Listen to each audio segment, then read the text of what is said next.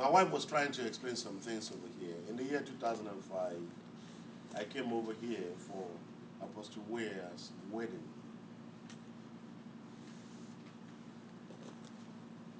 She was marrying one of my sons in the ministry, and I was supposed to be one of the father at the wedding. And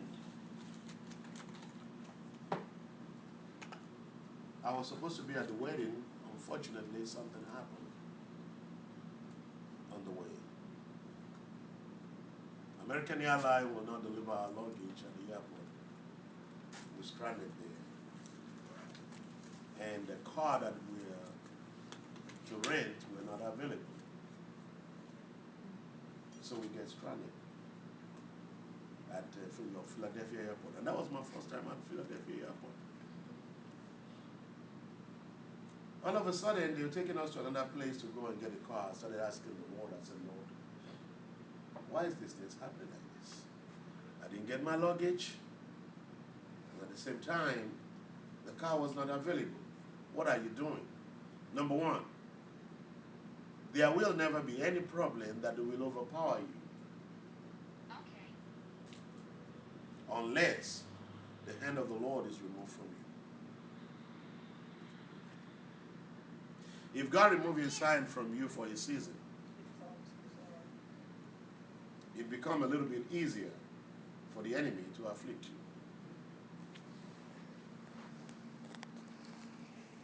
you. 10-minute segment.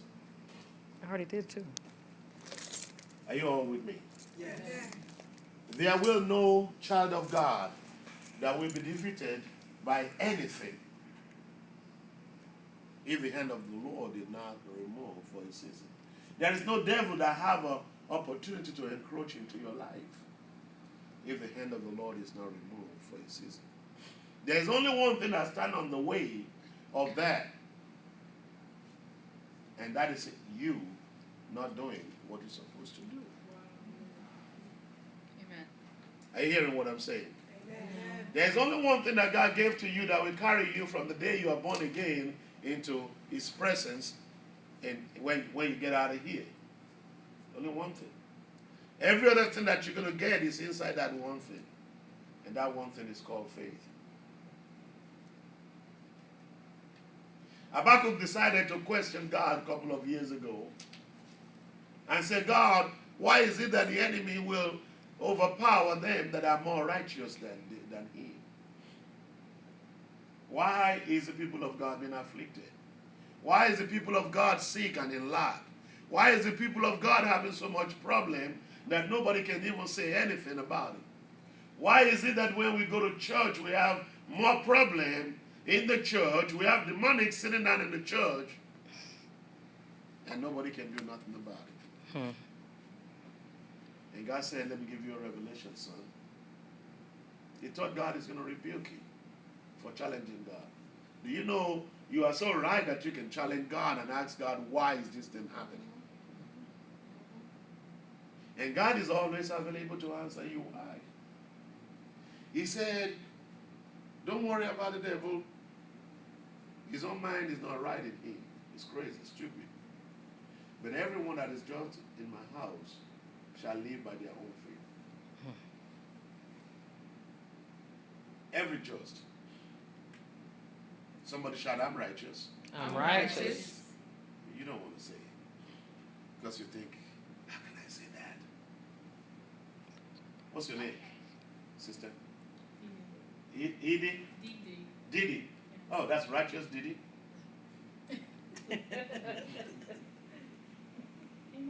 Thank you. Give me 5. Because your righteousness is not from you according to how good you look. Not because you're wearing a white shirt that make you righteous. Not the robe that you will wear to preach with that make you righteous. Amen. Your righteousness is of Christ.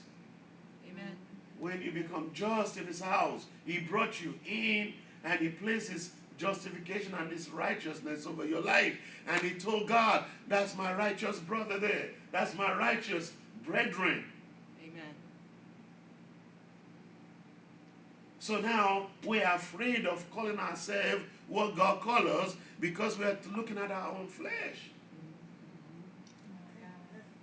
Amen. Amen. The only difference between you and I, Sister Ida, is because every other thing in you is a flesh. What makes us different is a flesh.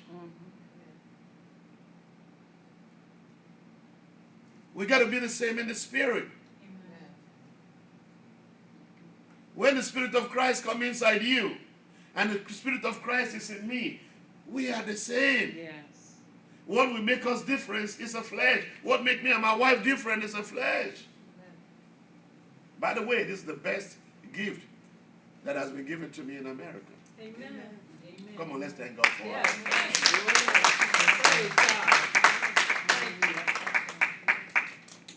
So every time that I'm looking at me, we want to get something done. The first thing I look at is how much do I have in the bank? What makes me different from the world? Tell me, what makes me different from the world? If all I have to see is how much do I have in savings? What about if I decided I wanted to build a house and I got the money in the bank and instead of building it and halfway I died? And the people destroyed the house and took the money. But the idea is, God, how do you want to do it? How do you want to do it, Lord? Which way do you want me to go in this situation? How do I do this? Then in your prayer, some of the things that you call warfare, not warfare now. And what do? You started with Father, thank you, the Spirit that dwells within me know all things. I receive instruction from you concerning this. You promise to lead me in the way I should go, and you make my way prosperous. And the Lord will say, that's my girl there. She trusts me.